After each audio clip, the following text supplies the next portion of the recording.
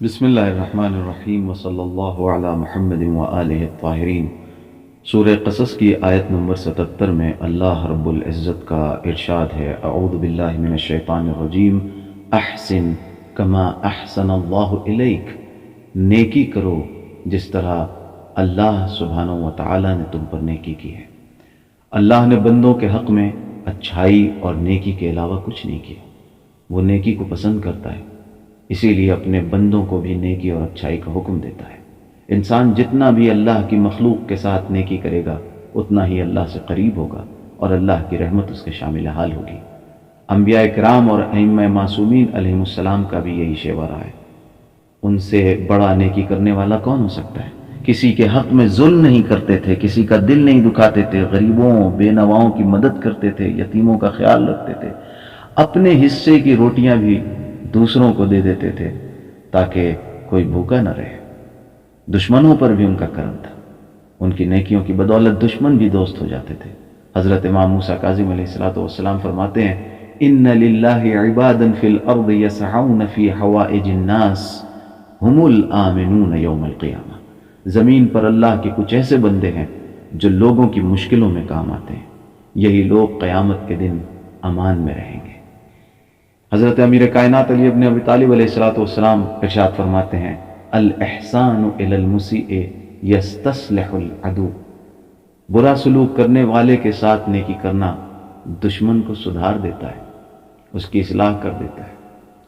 برے لوگ یوں بھی کچھ اور برے ہو جاتے ہیں کہ سماج انہیں دھتکار دیتا ہے۔ بروں کو دھتکارنا اور انہیں اچھوں کی بزم میں شامل نہ ہونے دینا انہیں اپنی برائی پر باقی رکھتا ہے، بلکہ اور بھی زیادہ برا بنا دیتا ہے۔ اگر بری صحبت اچھوں کو برا بنا سکتی ہے تو کیا اچھی صحبت بروں کو اچھا نہیں بنا سکتی؟ بروں کے بائیکاٹ سے ان کی اصلاح نہیں ہوتی، بلکہ نیک سلوک سے ان میں سدھار پیدا ہوتا ہے۔ بہرحال نیکی کرنا بڑی سعادتوں کا سبب ہے، بہت ساری خوشبختیوں کا سبب ہے، نعمتوں کا سبب ہے۔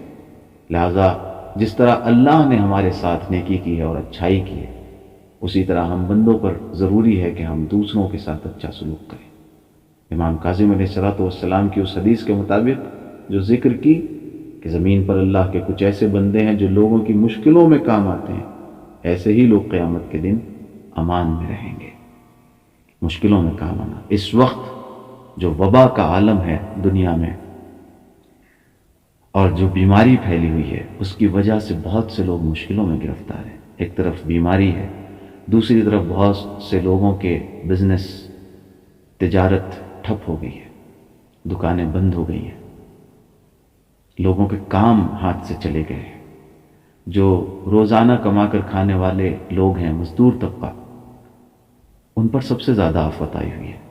یہ وہ موقع ہے کہ جب نیکی کرنے کا بہترین موقع اللہ نے ہمیں فراہم کیا ہے۔ جو صاحبان حیثیت ہیں، جو دوسروں کی مدد کر سکتے ہیں، وہ مدد کریں۔ حتیٰ جن کے پاس ایک روٹی ہے، دو روٹی ہے، اس میں سے آدھی روٹی اپنے پڑوسی کو دے دیں جس کے پاس بالکل کھانے کے لیے کچھ نہیں ہے۔ خیال رکھیں ایک دوسروں کا۔ اس بیماری کے عالم میں، اس وبا کے عالم میں، ان مشکلات کے عالم میں انسان ہی ایک دوسرے کا سہارا بن سکتے ہیں۔ لہٰذا بلا تفریق مذہب ملت ایک دوسرے کی مدد کرنی چاہیے، جس طرح سے ہمارے ائمہ معصومین علیہ السلام بلا تفریق مذہب ملت مدد کرتے تھے۔ مدد کرتے ہوئے کسی کا مذہب نہیں دیکھتے تھے، بلکہ یہ دیکھتے تھے کہ وہ بھوکا تو نہیں ہے، اس کے پاس اوڑھنے کے لیے کچھ ہے یا نہیں، کھانے کے لیے اس کے پاس کچھ ہے کہ نہیں، اس کے بچے تو بھوکے نہیں سو رہے۔ یہ ہمارے ائمہ معصومین علیہ السلام کی سیرت تھی۔ ہم علی کے نام لیوا ہیں، ہم مولا امیر المؤمنین علیہ السلام کی محبت کا دم بھرتے ہیں، ہم ائمہ معصومین علیہ السلام کی محبت کا دم بھرتے ہیں۔ تو ہم پر بھی فرض ہے، واجب ہے، ضروری ہے کہ ہم بھی اسی طرح مدد کرنے میں پیش قدم رہیں۔ کوئی اس نیکی میں، اس مدد کرنے میں کوئی بھی ہم پر سبقت نہ لے جائے، کوئی بھی ہم سے آگے نہ بڑھ جائے۔ ہمیں سب سے آگے رہنا ہے لوگوں کی مدد کرنے میں، اور وہ بھی مذہب دیکھے بغیر، دین دیکھے بغیر۔ والسلام علیکم ورحمۃ اللہ وبرکاتہ۔